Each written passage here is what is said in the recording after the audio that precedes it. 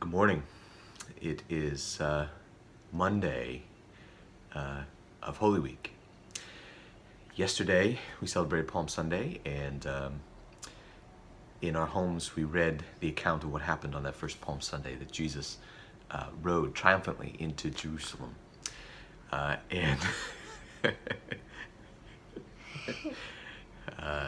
Ezra and I are here to remind you that these are historical events, that the gospel writers give us an account of what happened each day, Monday included. I think Wednesday is the only day we're not exactly sure what Jesus did, but the events are actually tied to days from Palm Sunday to Easter Sunday. Historical events happened that we remember on this week. Of course, famously, Maundy Thursday, we call it. It's the Thursday service where Jesus celebrated the Last Supper. And Good Friday and Easter Sunday. But we also know from the Gospel writers what happened each day. So today and tomorrow and Thursday and Friday, I'm going to give you the scripture passages to read of what happened, what the gospel writers say happened on those particular days. So I'm going to give you the passages today at the end of this video, and I encourage you to read it. What happened on not just Palm Sunday, but each day of the week as we walk with Jesus toward his crucifixion and his resurrection. These are historical events. And I'll also give you a link to a free ebook that you can download if you would like more information about this, by Justin Taylor and Andreas Kostenberger. I think I got those names right. Called The Last Days of Jesus, where they have laid this all out and they give some historical context. It's very helpful. So today, Jesus cursed a fig tree and entered the temple.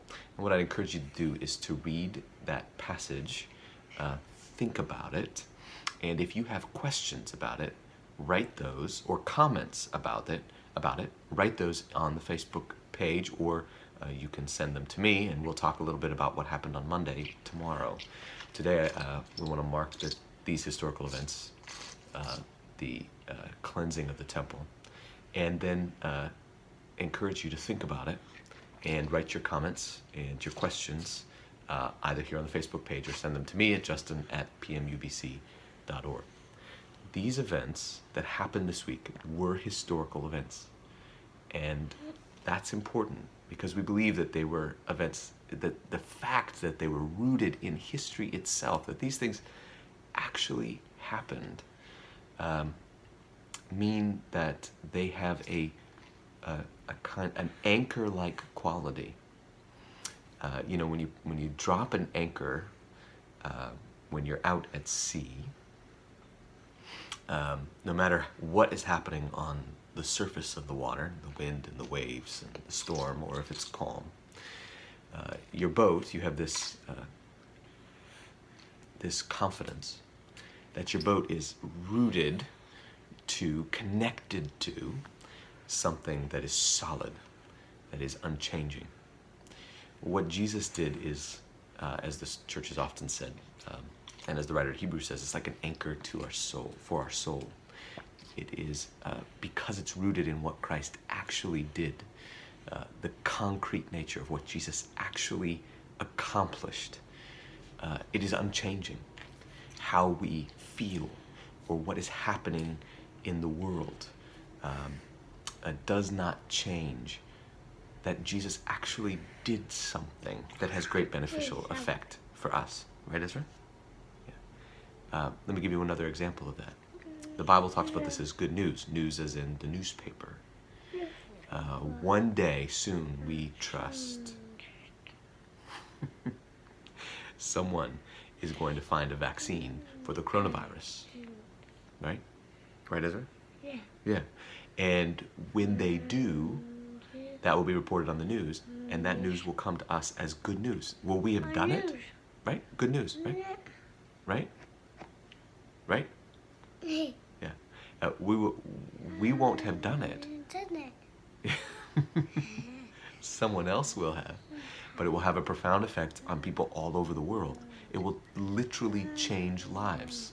Not because we did it, not because we feel like, oh, I think the coronavirus is gone, but because someone will have done something that will have ended for the world the ongoing impact of this terrible disease.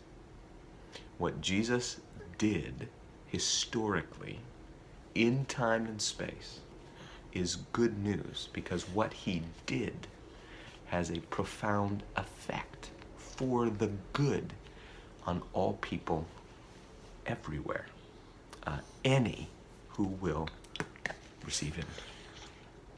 So these are historical events. Something happened each day, and I want us to walk through these events each day, of course, heading toward Maundy, Thursday, Good Friday, and Easter Sunday. So read those passages. If you have any questions, if you have comments, send them to me or put them in below the post here on Facebook. One other thing I want to ask you to do. I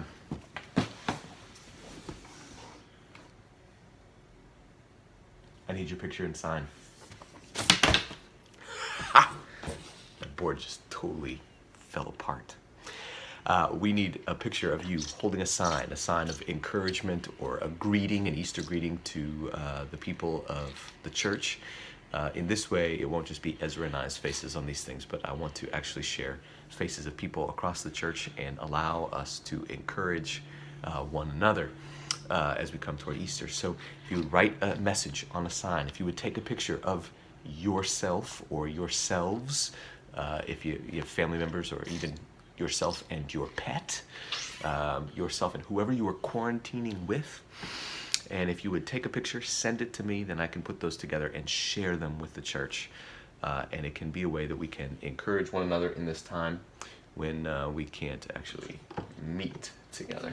Yeah, that's my coffee. Oh. Whoops. So this is Holy Week, and as we head into it, we're not only aware of the historical events that happened 2,000 years ago, but also of the historical events that are happening in our nation right now. Our leaders have assured us this will be a difficult week. So as we turn this off, I want to encourage you, or as we end this video, I want to encourage you to read the passage of what happened on Monday of that first Holy Week. And then to take even just a few minutes to thank the Lord for what he has done. That Jesus is the anchor of our soul. What he has done not only is something we can hold on to that will not move, but he holds on to us. And I'd also ask you to pray, to join me in praying that God would have mercy on our nation, give wisdom to our leaders, strengthen those who are caring for the sick, and have mercy. Have mercy on us as a nation, and bring redemption in and through and out of us. I can't go to school bus. Okay. We'll So, find it. send me your Please, signs to find it. read and pray Please. as we walk toward Easter Find Sunday. it. Please And find Ezra, it. you want to say goodbye?